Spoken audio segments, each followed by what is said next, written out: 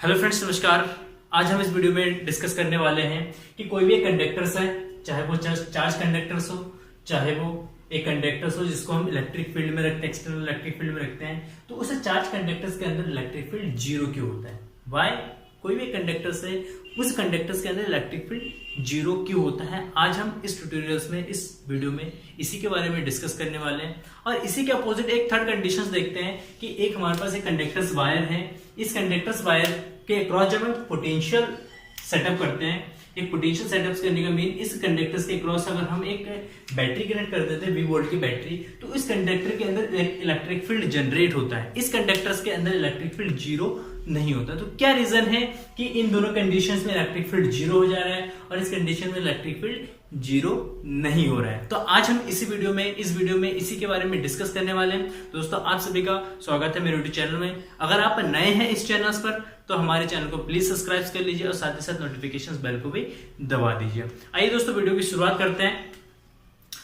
आज हम बात करने वाले हैं कि कोई भी चार्ज कंडक्टर, जैसे कंडक्टर सपोज करो एक गोला है, हमारे पास एक स्फीयर है और इस स्फीयर को हमने क्यू चार्ज डिस्ट्रीब्यूट कर दिया। इस स्फीयर को हमने कितना चार्ज दे दिया?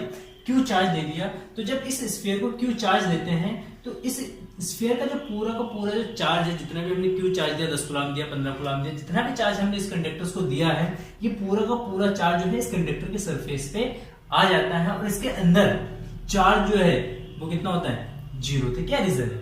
उसी के बारे में बात करते हैं।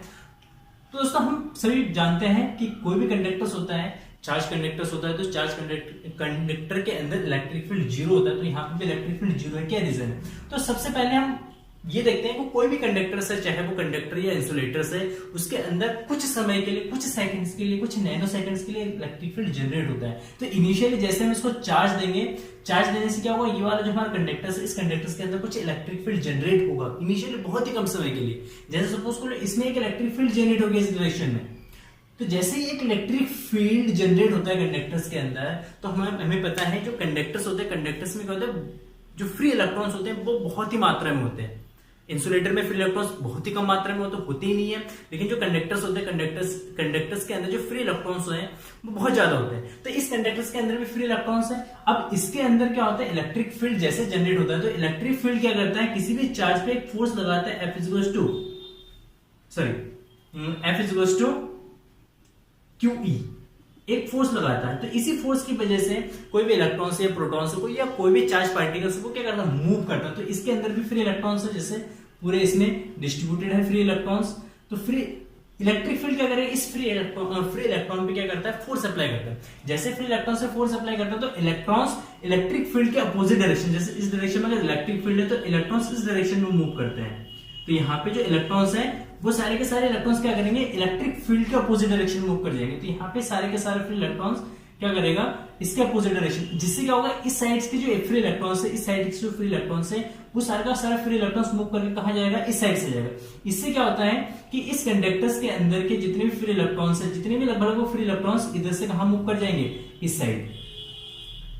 ये सारे फ्री इलेक्ट्रॉन्स इस साइड मूव कर जाते हैं। इस साइड मूव करने से क्या होता है कि इस साइड इलेक्ट्रॉन्स की एक साइड में इलेक्ट्रॉन्स डेंसिटी ज्यादा हो जाता है और एक साइड में प्रोटॉन की डेंसिटी ज्यादा। इससे क्या होता है? कंडक्टर का एक सिरा नेगेटिव हो जाता है और एक सिरा जो हमारा क्या हो जाता है? पॉजिटिव हो जाता है। तो नेगेटिव पॉजिटिव होने की वजह से इसमें क्या होता है? एक अपोजिट डायरेक्शन में, जैसे एक एक्सटर्नल एक इलेक्ट्रिक फील्ड इस डायरेक्शन में बनाता है, तो इसी के अपोजिट डायरेक्शन में एक इलेक्ट्रिक फील्ड बन जाएगा इस डायरेक्शन में। अब दोनों इलेक्ट्रिक फील्ड क्या है? एक दूसरे के अपोजिट डायरेक्शन में, और इलेक्ट्रॉन्स का अलाइंसमेंट तब तक होता रहता है जब तक कि ये वाला इलेक्ट्रिक फील्ड इस वाले इलेक्ट्रिक फील्ड के बराबर ना हो जाए। जैसे दो बराबर हो जाते हैं तो हमें पता है इलेक्ट्रिक फील्ड जब अपोजिट डायरेक्शन में होते हैं तो इलेक्ट्रिक फील्ड अपोजिट डायरेक्शन में होने से क्या करता है? एक दूसरे को वो कैंसल आउट कर देते हैं। सेम फिनोमेना यहाँ पे भी होता है, इस कंडीशन में भी होता है कि अगर कोई भी कंडक्टर्स है, उस कंडक्टर्स को अगर हम एक एक्सटर्नल इलेक्ट्रिक फील्ड में रखते हैं तो एक्सटर्नल इलेक्ट्रिक फील्ड में रखने से भी कंडक्टर के अंदर जो इलेक्ट्रिक फील्ड है वो जीरो होता है।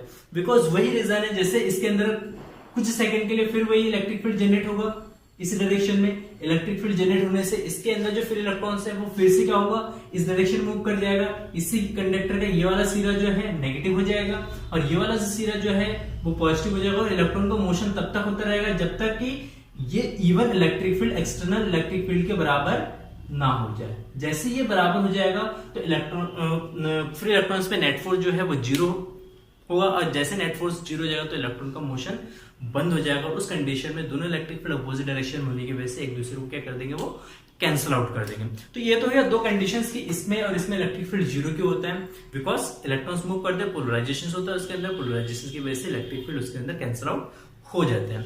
अब हम बात करते हैं थर्ड कंडीशन। थर्ड कंडीशन यहाँ पे इलेक्ट्रिक फील्ड जीरो क्यों नहीं हो पाता है, ये भी तो कंडक्टर है, इस कंडीशन में भी तो इलेक्ट्रिक फील्ड जीरो होना चाहिए था, लेकिन यहाँ पे इलेक्ट्रिक फील्ड जीरो नहीं हो पाता है। देखिए कंडक्टर से वायर है, इसके अक्रॉस हमने क्या करा, बैटरी कनेक्ट कर दिया। बैटरी कनेक्ट करने से इसके अक्रॉस एक पोटेंशियल डेवलप हो जाएगा। सपोज करो अगर ये V वोल्ट पे है तो ये 0 वोल्ट पे हो जाएगा, इसके अक्रॉस कितना जाएगा, एक V वोल्ट का विभवांतर स्थापित हो जाएगा। अच्छा, V वोल्ट के विभवांतर, जहां पे विभवांतर होता है तो विभवांतर क्या करता है, उसके अक्रॉस एक इलेक्ट्रिक फील्ड भी जनरेट करता है। पता है V बराबर होता है E इंटू डी, ये इंटू डी, ये रिलेशन होता है इलेक्ट्रिक फील्ड एंड विभवांतर में। जहां V होगा वहां इलेक्ट्रिक फील्ड होगा। इट मींस इसके अक्रॉस विभवांतर है तो यहां पे एक इलेक्ट्रिक फील्ड होगा इस डायरेक्शन में, कंडक्टर के अंदर। जैसे कंडक्टर के अंदर इलेक्ट्रिक फील्ड होगा इस डायरेक्शन में, तो अब हमें पता है इलेक्ट्रिक फील्ड है, इलेक्ट्रिक फील्ड क्या करता है, फ्री इलेक्ट्रॉन्स पर फोर्स अप्लाई करता है। तो इसकी वजह से, इस इलेक्ट्रिक फील्ड की वजह से इस एंड के जो फ्री इलेक्ट्रॉन्स है वो इस डायरेक्शन में मूव करेगा। जैसे इस डायरेक्शन में मूव करेगा तो इस कंडीशन में इस कंडक्टर में क्या होगा, या इस सर्किट में एक करंट फ्लो होना स्टार्ट हो जाएगा। अच्छा, अब हम बात करते हैं कि इलेक्ट्रिक फील्ड जीरो क्यों नहीं होगा। तो देखिए दोस्तों, इन दो कंडीशंस में क्या होता है कि फ्री इलेक्ट्रॉन जब मूव कर रहा था उसे एक एंड मिल जा रहा था, जहां पे आके वो क्या हो जाता, रेस्ट में आ जा रहा था। मतलब इस साइड से मूव करा और इस साइड आके यहाँ पे क्या हो गया, वो इलेक्ट्रॉन्स रेस्ट में हो गए। लेकिन इस कंडीशंस में क्या होगा, यहाँ पे जैसे इफ इलेक्ट्रॉन्स मूव करेगा तो फिर इलेक्ट्रॉन्स इस एंड से मूव करके इस एंड पे आएगा। लेकिन यहाँ पे वायर कनेक्टेड है, सर्किट हमारा क्या क्लोज है, तो यहाँ पे आके इलेक्ट्रॉन जो है वो रेस्ट में नहीं हो पाएगा। जैसे रेस्ट में नहीं हो पाएगा तो इट मींस क्या होगा, इलेक्ट्रॉन्स इस एंड पे जितने भी इलेक्ट्रॉन्स आएंगे वो इस वायर के थ्रू इस कंडक्टर में फिर इस एंड पे पहुंचेंगे। तो यहाँ पे इलेक्ट्रॉन्स को क्या मिलेगा, इलेक्ट्रॉन्स यहाँ पे मूव करता रहेगा कंटिन्यूअसली, क्योंकि यहाँ पे उसको स्टेडी स्टेट नहीं मिल पाएगा। अगर इस कंडीशन में अगर इलेक्ट्रॉन्स को स्टेडी स्टेट मिलता तो उस कंडीशन में इस कंडक्टर के अंदर इलेक्ट्रिक फील्ड जीरो हो जाता। तो दोस्तों, आपको ये वीडियो कैसा लगे, आपको कोई कंफ्यूजन है तो आप हमें कमेंट्स करके पूछ सकते हैं। आपको अगर ये वीडियो पसंद है तो प्लीज लाइक जरूर कर दीजिए और अपने दोस्तों के साथ शेयर करना ना भूलें। जय हिंद, जय भारत।